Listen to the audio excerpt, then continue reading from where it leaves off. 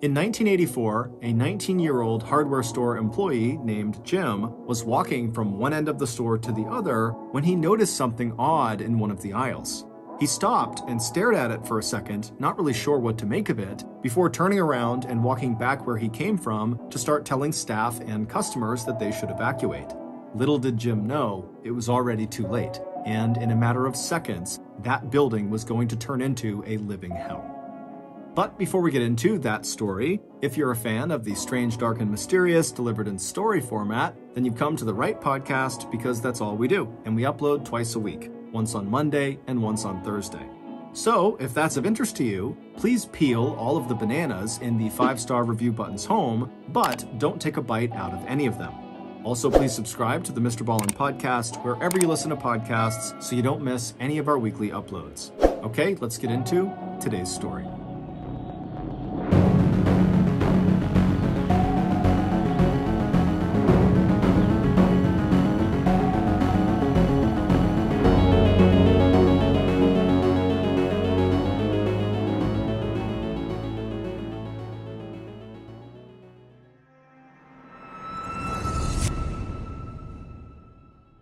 In 2009, I was going to school part-time, and I was working part-time at a gym. In many ways, this time in my life was incredible. It was the first time I really felt like an adult. I was making my own decisions and not blaming other people for any of my shortcomings. However, what really stands out in my mind about this time in my life was how I never had enough money. It was like no matter how many hours I worked at that gym, the money I earned always got erased immediately by rent and other living expenses. And so at the time, I was forced to live a very simple life. Work, school, homework, sleep, repeat. Because I literally couldn't afford to do anything else. But if I had had Dave at the time, maybe my life would have been a little bit more fun. Dave is the banking app that can help get you up to $500 instantly with their Extra Cash program. That's more money to help cover living expenses or to treat yourself to something nice. With Dave, there's no interest, no credit checks, or late fees. So if you need cash, think of Dave as a helping hand. Download the Dave app from the App Store right now. That's DAVE. Sign up for an Extra Cash account and get up to $500 instantly. For terms and conditions, go to dave.com/legal. Instant transfer fees apply. Banking provided by Evolve. Member FDIC.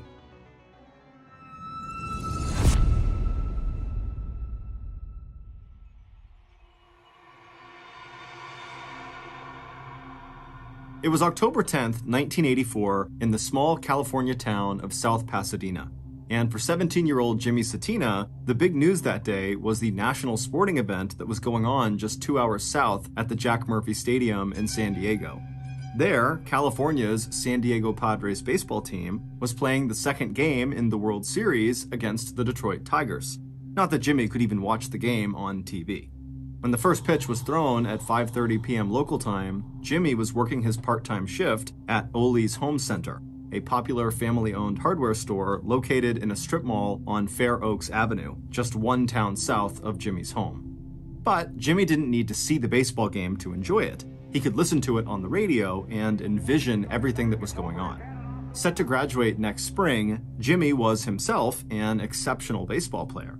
And while he never bragged about any of his accomplishments, every student and teacher at Pasadena's Blair High School knew that the friendly and popular star center fielder was being scouted by the Chicago Cubs professional baseball team. And as much as Jimmy might have liked to be watching tonight's ball game, he needed his job at Ollie's, and it would never have even occurred to him to miss a single shift or call in sick or leave early. As one of 7 siblings, Jimmy had spent years collecting empty bottles and cans so he could use the deposit money to buy his own sports equipment. Now, this regular gig in Ollie's houseware department that he'd started almost exactly 1 year ago meant that he'd be able to do more than just buy baseball cleats and gloves and bats. These days, he earned enough money to help out his whole family. With his paycheck from Ollie's, Jimmy would soon be able to purchase the car insurance policy they needed to get the used Volkswagen that was parked in their backyard back out on the road. Still, when Jimmy looked up at the wall clock, he was happy to see that it was already 7:30 p.m. If all went well, he'd be home in about an hour or so. Then he and his older brother could talk baseball. And around the same time that Jimmy was glancing at the clock inside the houseware department, a middle-aged couple and their 2.5-year-old grandson were just pulling into the strip mall parking lot outside of Ole's. Like Jimmy inside, Billy and Ada Deal, the middle-aged couple who had just pulled up, they also knew the hardware store would be closing soon, so they told their grandson, Matthew, that he'd need to wait until after they were done their shopping before they could stop for ice cream at a nearby Baskin-Robbins ice cream parlor. To save time, the grandfather, Billy, would go by himself to the lumber department for the lengths of wood he needed to complete a small home repair project, and his wife, the grandmother, 50-year-old Ada, would take Matthew to the paint department. A few minutes later, as Ada pushed Matthew in the shopping cart along the aisles lined with paint cans, 26-year-old Carolyn Krause looked up from her workstation in the paint department and smiled as she heard William chatting in toddler talk to his grandmother. Carolyn, who was married to a lieutenant in the Los Angeles Police Department, had 2 children of her own, a 3-year-old son and a 2-year-old daughter. Now, Carolyn also glanced at her watch. Her own mother was taking care of her 2 children while Carolyn was at work. But her mom would be stopping by in just a few minutes to pick up the keys to Carolyn's house so she could put the 2 kids to bed. Carolyn pushed her blonde hair back behind her ears. She thought maybe she heard the little boy in the shopping cart say the words ice cream. Carolyn smiled as she pulled the house keys out of her purse and slipped them into her pocket to give to her mom. Over in the hardware department of Ole's Home Goods, 19-year-old Jim Obdam had worked one of the longest shifts of anyone at the store that day. He'd arrived during the day and was staying on into the evening until the store closed. Like Jimmy Satina, Jim Obdam would be glad to get home and catch up on the World Series. The San Diego Padres had lost the first game the night before, but Jim was betting that the Padres would even the score that evening. Just after 8 p.m., Jim Obdam heard a muffled announcement over the store's public address system. He couldn't understand the words, but that was nothing new or surprising. The sound from the speakers was low quality, and it always echoed in the big open space of the store, which was about 1/3 the size of a football field. And Jim was headed to the front of the store anyway, so if there was any news he needed to know, he'd find out soon one way or another. But before Jim could reach the south-facing entrance, he looked sideways into one of the aisles, vaguely aware of something that seemed out of place. That's when he noticed a column of dark smoke in the air that must be rising from one of the display racks. Right away, Jim veered off to his right towards the paint department. He wasn't feeling afraid of the smoke. If there was a fire, it must be a small one that they could extinguish very quickly, and he could already see customers heading towards the exit.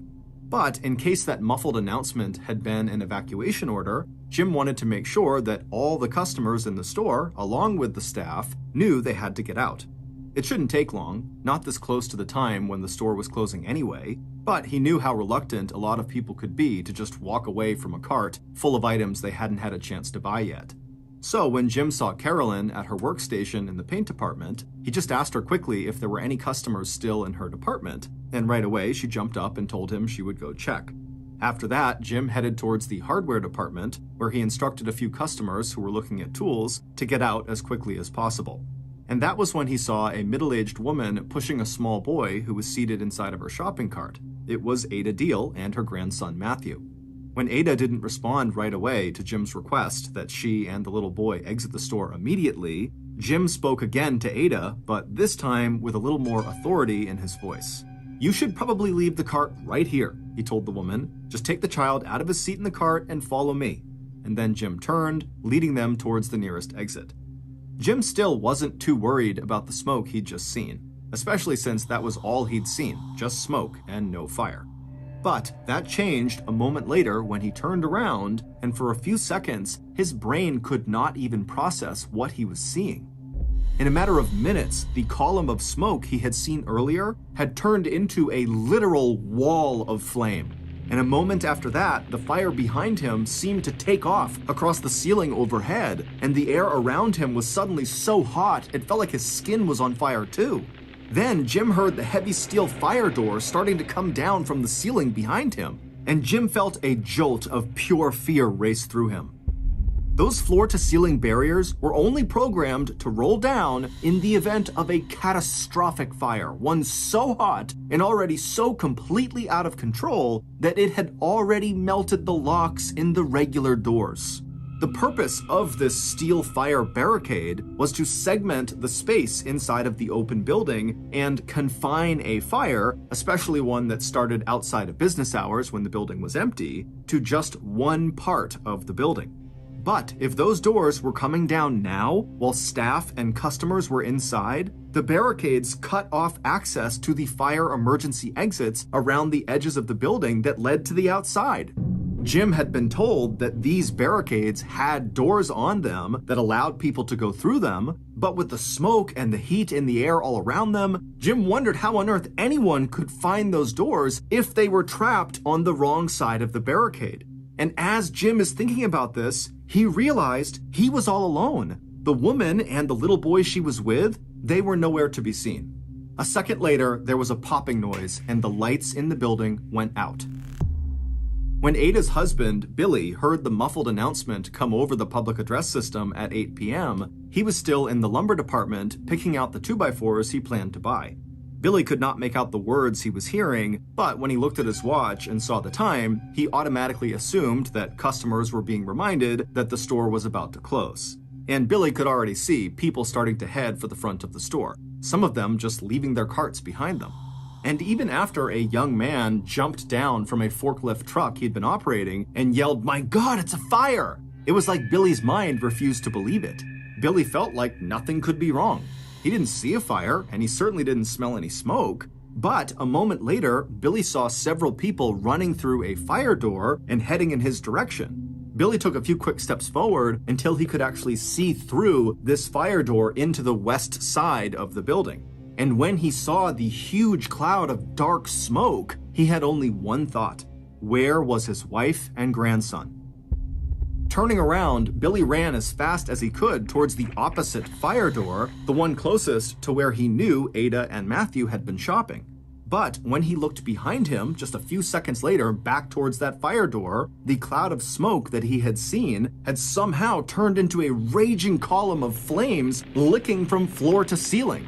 As Billy screamed Ada's name, he was praying that his wife and grandson had already left, heading out to safety through the same front doors they'd used to enter Ole's just 30 minutes earlier.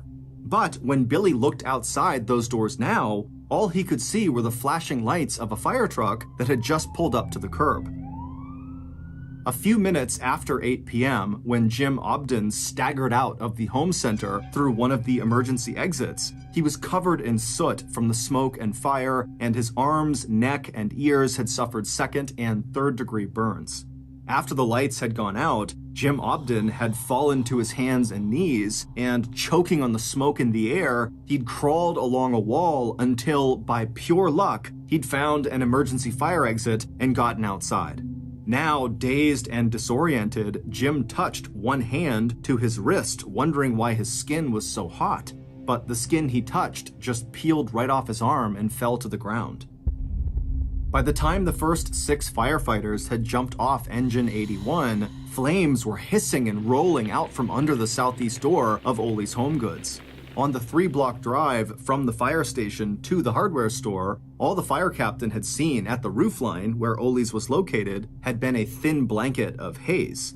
That sight had reassured the captain, and he had relaxed a little bit. The fact that he couldn't see any glow of fire or buildup of smoke over the store location made him think that this was probably a dumpster or nuisance fire, not a structural fire that could do serious damage to the building or anyone who had been inside.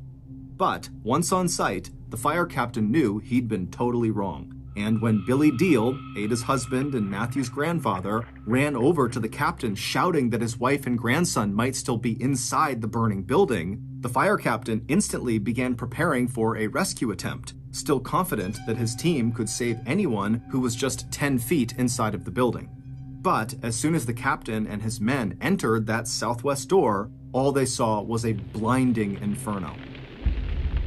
In just 7 minutes, the fire at Ole's Home Center had flashed up from the ground level across the ceiling of the interior space, and the heat from the overhead flames had been so intense that it set practically everything in the store below on fire in an instant. The captain radioed for help. He needed more engines and more firefighters. But after repeating that the request was top priority, the captain could not believe his ears when he heard dispatch send one responding engine off in the wrong direction. What he didn't know at that time was that another fire had erupted at a grocery market just 6 blocks away, at almost the exact same time as the emergency call had come in from Ole Hardware Store. And it would turn out that an hour and 15 minutes before that, a similar fire had erupted 7 miles north of Ole's at yet another food market, this one in Pasadena. By the time the first arson investigator arrived at Ole's, he had just enough time to start snapping pictures of the fire before the 1-acre roof in the center of the building caved in and a torrent of fire and sparks suddenly lit up the night sky in the center of South Pasadena. Standing next to this investigator was Ada's husband, Billy. Long after the investigator was sent away to the second fire just a few blocks away from Ole's, Billy would remain waiting in the parking lot of Strip Mall for the next 22 hours. Before the night was over, it would take 32 separate fire engine companies and 125 firefighters to put out the blaze at Ole's. Early on the afternoon of October 11th, less than 24 hours after the first fire truck had arrived at Ole's home center, the investigation into the cause of the fire was called to a sudden halt. Arson investigators from the Los Angeles County Sheriff's Department, as well as from the California State Fire Marshal's office, had all arrived on the scene early that morning. These investigators are trained to look at what is left behind after a fire is put out and figure out whether and how the fire might have been started on purpose, a crime known as arson. Once at Ole's, the 6-person team, armed with shovels and wheelbarrows, spent the next several hours searching for human remains and trying to figure out where and how the fire had started. All around them, bulldozers and skip loaders were lifting, moving, and sorting through piles of blackened and smoking debris. But all that detective work instantly gave way to body recovery when workers in the northern section of the hardware store, far away from that first column of smoke that Jim Obden had spotted the night before, found their first charred human remains. At about 4 p.m. that afternoon, officials sifting through up to 2 feet of water and wreckage discovered the bodies of Ole employees Jimmy Cetina and Carolyn Krause, both lying near one another just 7 feet from an emergency exit door. 50 minutes later, and about 40 feet away in the northwest corner of the building, officials discovered the bodies of Ada Deal and her grandson Matthew. For Billy Deal, along with the families of Carolyn Krause and Jimmy Cetina, this news was devastating. In the 22 hours that they had kept vigil in the strip mall parking lot, they had hoped against hope that by some miracle, their loved ones might have survived. In the week that followed, more than 1,200 people would attend the church service for 17-year-old Jimmy Cetina, and 50-year-old Ada Deal and 2.5-year-old Matthew would be buried together in the same casket, the little boy cradled in his grandmother's arms. By late Thursday, October 11th, so one day after the most deadly fire in South Pasadena history had broken out at Ole's home center, investigators released a preliminary report on the cause of the blaze. According to lead investigator Jack Palmer, an arson cop and 25-year veteran of the Los Angeles County Sheriff's Department, there was no evidence that the fire had been set deliberately. Instead, Sergeant Palmer theorized that the fire was accidental, and that its point of origin had been an electrical fire that started in the store attic. But not everyone who had examined the scene at Ole's on the day after the fire was fully on board with the official report. According to an investigator with the California State Fire Marshal's office, the fire had to have started somewhere inside the building close to the ground floor. And even though the fire itself had destroyed any real clues about its origin, Jim Allen was not ready to rule out the possibility of arson, and he filed his own report that listed the cause of fire as, quote, undetermined, end quote. And soon, the state fire marshal investigator had a very powerful ally who was even more vocal in disagreeing with the official line that the Ole fire was accidental. 35-year-old John Orr, the investigator who had stood next to Billy Deal in the parking lot on the night of the fatal fire, had straight out told the family of fire victim Carolyn Krause that he believed the fire was an act of arson. And John was someone whose opinion carried a lot of weight among firefighters and arson experts. After joining the Glendale Fire Department as a firefighter 10 years ago, John's ability to ferret out the causes of suspicious fires had eventually earned him his job as arson investigator. When John stepped back and looked at the events of October 10th, what he saw sounded all of his alarm bells. 3 fires at 3 retail stores, all during business hours.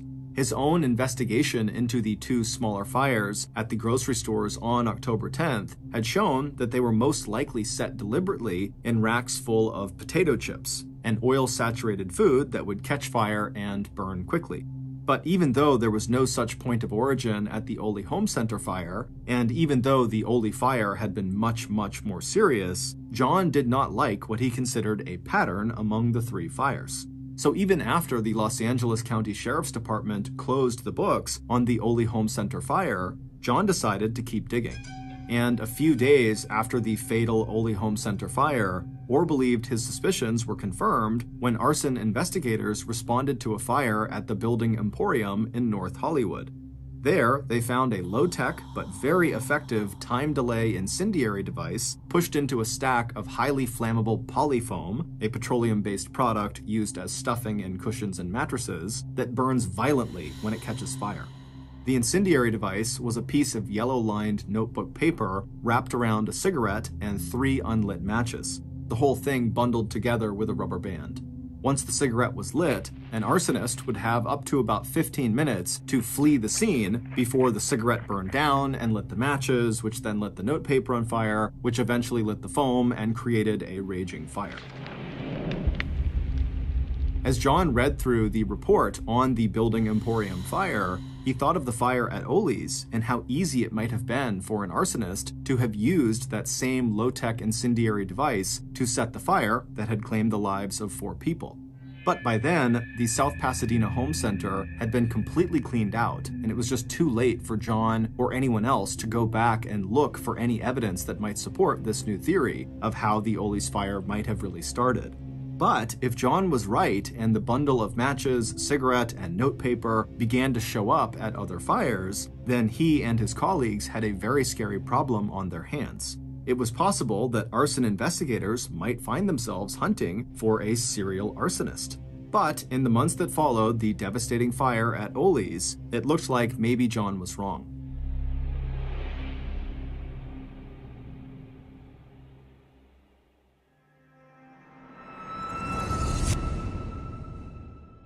Today, I want to tell you about my favorite shipping platform, ShipStation. With the holiday season fast approaching, businesses are about to get swamped with orders, which is great, but only if they're properly prepared to handle the volume. I know we are because we use ShipStation. ShipStation automates our time-intensive shipping processes so we can just focus on what we do best, telling awesome, strange, dark, and mysterious stories.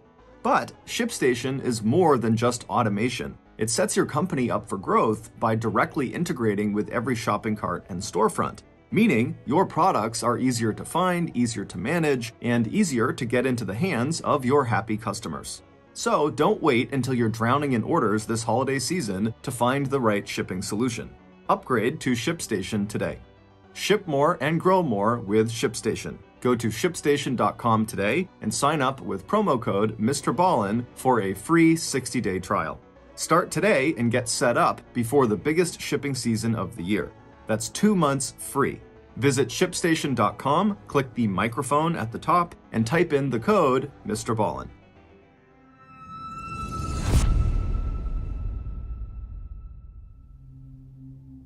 Over the next 3 years, the Glendale Fire Department in Southern California was plenty busy responding to emergency calls. But none of the brush fires, house fires, fires in retail stores, and empty buildings that John investigated between 1984 and 1987 matched the ferocity of the Ole's Home Center fire and the 2 other fires that had all happened nearby and at almost the same time on that same evening of October 10th, 1984.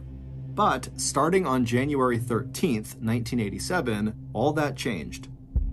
Along a 100-mile stretch of Highway 99 between the cities of Fresno and Bakersfield, California, firefighters responded to more than half a dozen fires in the space of just 3 days. And like the Ole's hardware fire of October 10th, 1984, all the fires occurred in retail stores during business hours, and all the fires appeared to have been set by placing an incendiary device in or near highly flammable foam rubber, styrofoam, or polyurethane. While there were no fatalities like there had been at Ole's, these fires caused millions of dollars in damages. And at the scene of 4 of those fires, arson investigators found the same simple time delay device that John was now sure must have been used to start the Ole fire: a piece of yellow-lined notebook paper wrapped around a cigarette and 3 unlit matches. But this time, John was not alone in voicing his suspicions that investigators might be dealing with a serial arsonist. John was now joined in that opinion by Captain Marvin G. Casey of the Bakersfield Fire Department, a 20-year veteran who carefully collected the evidence from each of the new arson scenes and sent it to the California Regional Office of the Federal Bureau of Alcohol, Tobacco, Firearms, and Explosives for testing. Even though the Bakersfield fires were way out of John's jurisdiction, John watched the cases carefully, glad that the person working them was taking the same approach he himself would have taken. And Captain Casey was even going so far as suggesting that the fires might be the work not only of a serial arsonist, but of an insider. Someone who seemed to know so much about the art of setting fires that he or she might even be a professional firefighter. And when the Alcohol, Tobacco, and Firearms Crime Lab came back with a report that it had discovered a partial fingerprint left on a scrap of yellow notebook paper found at the scene of one of the fires in the Bakersfield area, Marvin asked the fingerprint specialist at the office to run that print against the names of more than 200 of the state's arson investigators. But not only did the office turn down Marvin's request, there were just too many names on that list. The very idea that the fires could have been set by an actual investigator made Marvin an instant outcast among most of the state's tight-knit group of arson investigators.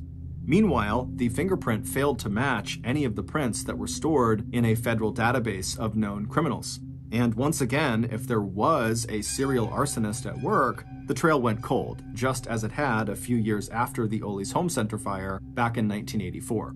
But while John, along with Marvin, insisted on keeping the serial arsonist theory alive, their warnings seemed to fall on deaf ears. In fact, it would take 2 more waves of fires before law enforcement took the theories of John and Marvin seriously enough to set up a new task force to investigate these suspicious and destructive fires that had all broken out within that 2-year period. Calling itself the Pillow Pyro Task Force, this group of arson investigators targeted a criminal they now called, quote, a real pyro, end quote, someone with an uncontrollable need to set more fires. The first wave of fires that prompted the creation of this task force started on March 3, 1989 in Pacific Grove, California, 4 hours north of Bakersfield. That's when area fire departments responded to a series of 6 suspicious fires that all fit the profile of the Bakersfield fires of 1987, as well as the profiles of the fires that had all occurred at nearly the same time in South Pasadena on October 10, 1984, when the Ole Home Center fire claimed the lives of 4 people. Like those earlier fires, all the Pacific Grove fires happened in retail sites during business hours, and investigators again found evidence of the now familiar time delay incendiary device made from yellow notepaper, a cigarette, and unlit matches, all hidden inside the same highly flammable polyurethane materials. After this wave of fires, which caused millions in damages but no loss of human life, Marvin once again floated his theory that the arsons were the work of an insider, and now he handed a much shorter list of names of California arson investigators to the California Office of Alcohol, Tobacco, and Firearms, asking crime techs to compare that one partial print found back in 1987 on the scrap of yellow notepaper to the names of just 10 arson investigators. Those names represented investigators, which included himself and John, whose work may have taken them to both the Bakersfield and Pacific Grove areas during the times when these suspicious fires had occurred. But, once again, there were no matches, and even Marvin had to admit that his theory of the arsons being an inside job had hit a total dead end. But no sooner had the fires in Pacific Grove cooled off than Southern California was practically lit up by a series of 19 arsons or arson attempts that took place between late June 1990 and early March 1991. This 9-month-long wave began on June 27th with a brush fire that broke out in the College Hills area of Glendale, destroying 30 homes and severely damaging another 37 properties.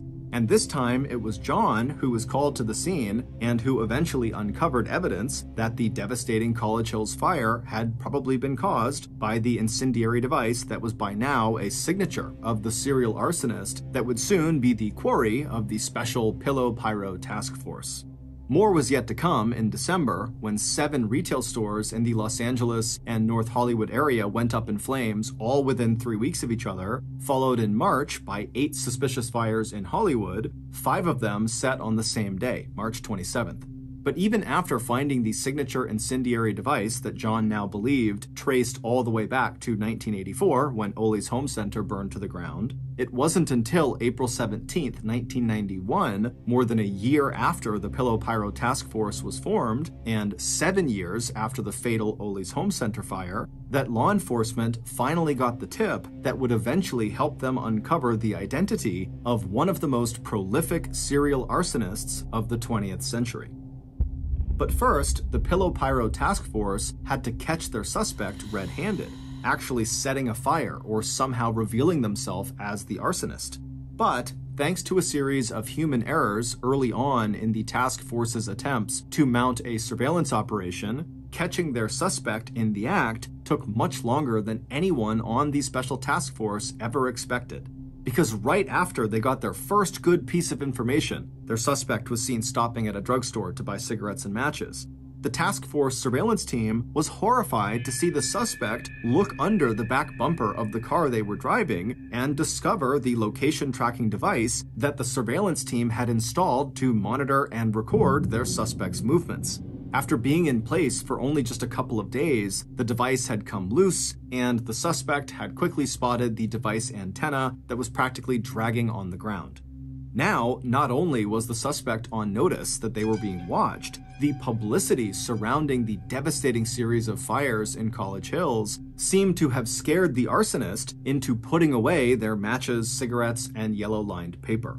And for the next several months, all investigators could really do to build their case was to show employees who had been working at the time of various arson fires that had taken place in the last 4 years to see if any of those employees could pick the suspect out of a photo lineup. Even John and his colleague Marvin, who had long suspected the presence of a serial arsonist in Southern California, had no new ideas or information to offer frustrated investigators, except to say, hurry up, because it was only a matter of time before this arsonist would feel compelled to strike again, no matter the risk of discovery. And in the meantime, the Glendale Fire Department had plenty to do, putting out the brush fires that were burning up the surrounding dry fields and hillsides, along with a suspicious fire that had burned down a stage set at Warner Brothers studio in Burbank. The fire at Warner Brothers happened on November 22, 1991, a full 7 months after the Pillow Pyro Task Force had identified its new suspect. If, as John suspected, that fire had actually been the work of that suspect, it meant that their serial arsonist was back in business. And in the end, as John had predicted, it was the arsonist's growing need to go to the scene of the fires they had set that led to the suspect's capture and arrest. Just 1 day after the fire at the Warner Brothers studio, the suspect popped up on the scene of 2 separate arson fires before the location of the fires had become public knowledge, even for someone listening in on an emergency frequency scanner. And by December 4th, 1991, task force investigators were knocking on the door of the so-called Pillow Pyro serial arsonist, whose crimes now included the destruction of millions of dollars worth of property and business revenue, and the fire-related deaths of 4 people back in the fall of 1984 at Ole's. Based on police interviews and evidence discovered in the suspect's car and home, here is a reconstruction of what happened on the night of October 10, 1984, at Ole's home center in South Pasadena, And here is how the arsonist was able to go from that night and set thousands more additional fires throughout Southern California. Back on a cool, clear night in early October 1984, the arsonist stepped through the front doors of Ole's Home Center on Fair Oaks Boulevard. But before setting the fire they had planned so carefully, the arsonist allowed themselves the pleasure of walking through the store aisles and enjoying the open space plan of the building. Not only was this home center filled with material that would catch fire quickly and burn very hot, it had a fire containment system that the arsonist was sure they could hijack in a way that would cause even more terror and destruction. If the plan the arsonist had in mind worked, then the floor-to-ceiling fire doors that were designed to contain a fire that happened after hours when no one was in the store would come down very quickly and maybe even trap inside the burning building some of the customers the arsonist now saw wandering through the aisles. Those customers included a middle-aged woman and a young boy who probably wasn't even 3 years old yet.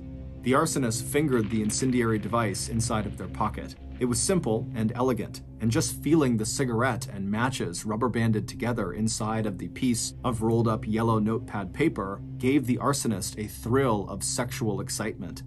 After planting the device inside of a display of polyurethane cushions, the arsonist would make sure there was just the right combination of air supply and fuel before lighting the cigarette. Then, the arsonist would have 10 to 15 minutes to stroll casually out of the store before the matches and paper caught fire and transferred that small but hot flame into the surrounding foam. But before setting the cigarette alight, the arsonist spent just 1 minute full of secret pleasure, imagining the trajectory of the fire they were about to create and control. 45 seconds after the polyurethane caught fire, the flames from the cushions would race up the wall behind the display. Then, the 1,000-degree heat would push its way across the ceiling and walls and melt the door locks that would in turn trigger the roll down of the north and south floor-to-ceiling fire doors. Maybe the woman and the little boy would be trapped inside of one of those areas. The arsonist could imagine the woman pulling the little boy out of the shopping cart and holding on to him as she looked down the aisles around her and saw flames boiling out towards where she was standing. There might be other people trapped in the store, employees and would-be heroes who would understand too late that what they thought was a little smoke was in fact a raging inferno, and they would try to get everyone who was still in the store outside. But they would be too late. By the time the fire shorted out all the lights, it would also burn through the ceiling into the attic, where the hot flames would find a fresh source of oxygen that would cause the fire to become even more intense and even more deadly. And by the time the first fire engine arrived, the firefighters would also be too late. The arsonist would have exposed the fatal flaw in the store's fire containment system by starting a fire so hot that the automatic roll down of the fire doors would actually prevent people from getting out and making it impossible for firefighters to rescue anyone trapped inside.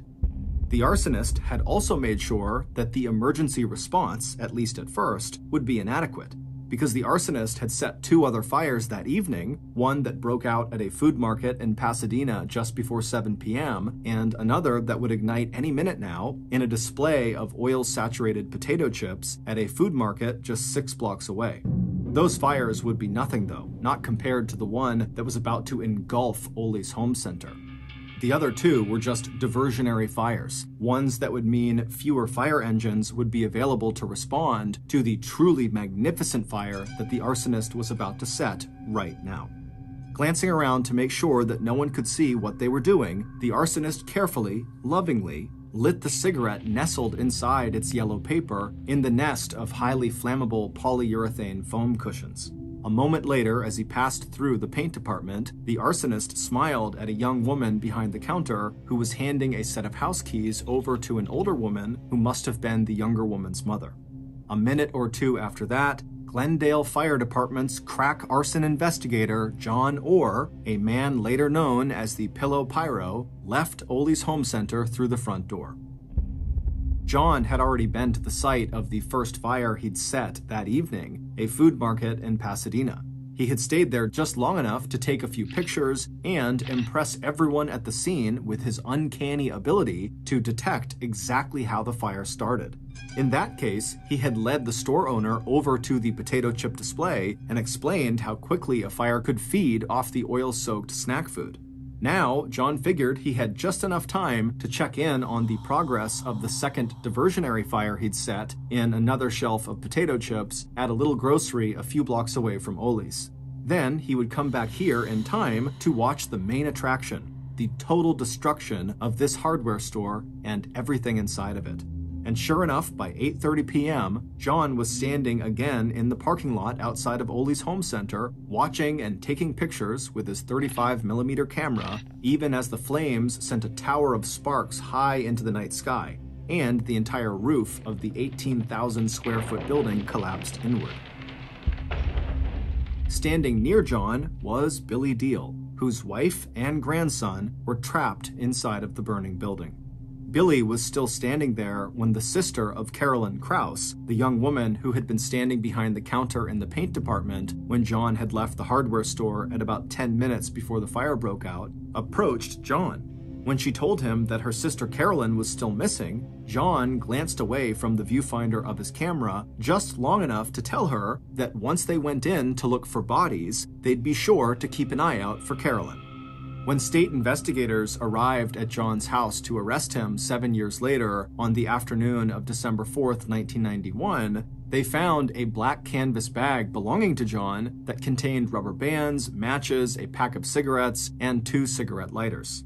And under the floor mat behind the driver's seat in the city car John drove, investigators recovered a pad of yellow-lined notepaper. But it would turn out investigators had already discovered the key pieces of evidence that would eventually put one of California's most respected arson investigators behind bars.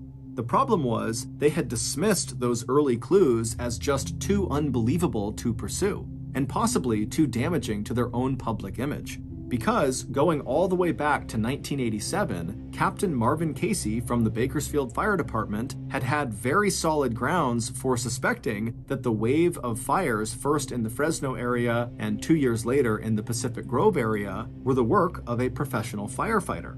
Because when Marvin had mapped out the time and location of those fires, he had discovered that each wave was clustered around a regional conference attended by state arson investigators, including John Orr.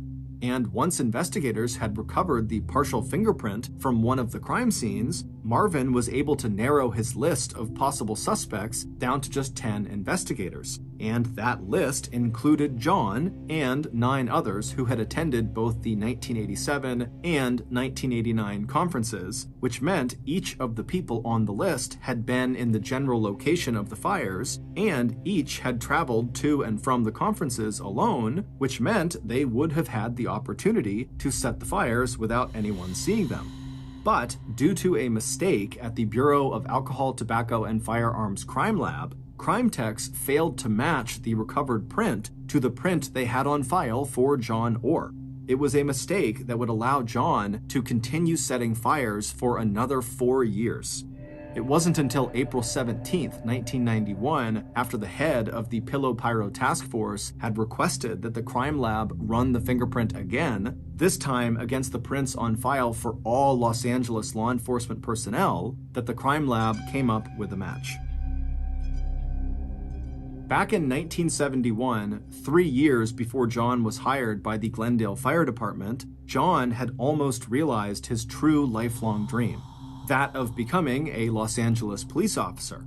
John had passed all the physical, oral, and medical exams, his fingerprints were on file, and then came the bitter and devastating news. He had failed the psychological evaluation. According to the Los Angeles Police Department psychologist, John was a schizoid person who was withdrawn and who had issues with women and sex. Bottom line diagnosis: personality trait disturbance and an emotionally unstable personality.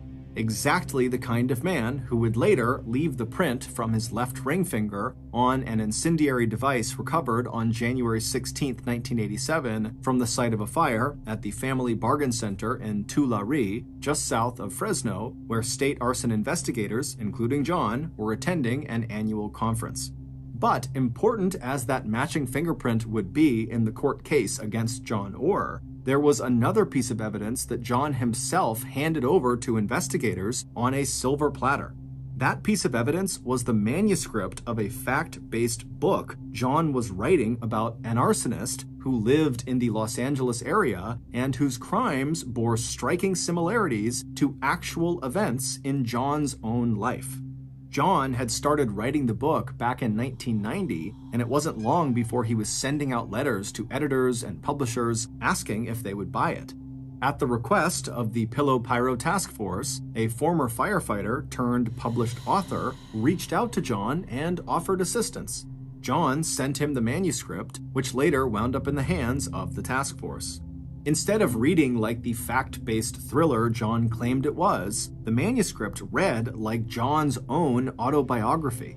The giveaway was how accurately John described real arson cases that he himself had not investigated. The only way he could have known so many details that had been withheld from the public or left out of official accounts was if John himself had set the fires that he had written about. In particular, John wrote a detailed description of his protagonist, a serial arsonist, setting fire to a hardware store in South Pasadena called Cal's, a fire that in the manuscript wound up killing 5 people, including a grandmother and her 2.5-year-old grandson, a little boy named Matthew. In his book, which John titled Points of Origin, a phrase that refers to the starting point of a fire, his arsonist was furious when investigators declared the hardware fire was accidental. Just as John in real life had wanted the Los Angeles arson cop investigating the real-life fire at Ole's home center on October 10, 1984, to recognize that conflagration as the brilliant work of a gifted serial arsonist. In particular, John wanted the credit he felt he deserved for the skill and artistry that he had put into creating a fire that burned so hot and fast that in the end, not everyone could escape the flames. Instead, the official report listed John's perfect arson as accidental. And in real life, John would spend the next 7 years after the fire at Ole's hardware store drawing as much attention as possible to his theory that all of these fires had been set by a serial arsonist who turned out to be none other than himself. John knew that back in 1989, he had been very lucky when the Bureau of Alcohol, Tobacco, and Firearms had failed to match that fingerprint found at an arson scene to John's own fingerprint. But what John had said about a real pyro not being able to stop setting fires turned out to be true of John himself. Even after he discovered the tracking device that had been installed under his car bumper, and he knew that he was a suspect in the Pillow Pyro investigation, ultimately John could not control his own compulsion. And by 1990 through 1991, he practically set entire areas of Southern California on fire. Right up until the moment in late November 1991, when even John could not explain how he managed to appear immediately on the scene of so many fires before anyone else even knew those fires had started to burn. Starting with his first trial on arson charges in 1992, John would face a total of 3 state and federal trials. By 1998, John would be convicted of a total of 4 murder charges and 23 counts of arson. He is currently serving a life sentence at California State Prison. Before John's arrest in 1991, the number of brush fires in the foothill areas near John's home in Los Angeles had averaged 67 every year dating back to 1981. After John's arrest, that number dropped to just 1 brush fire a year in that same area.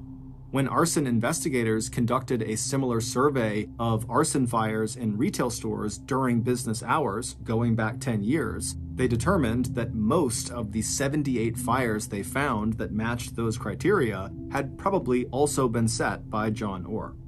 In total, California law enforcement would eventually attribute as many as 2,000 fires in Southern California set between 1984 and 1991 to John Orr, the so-called Pillow Pyro.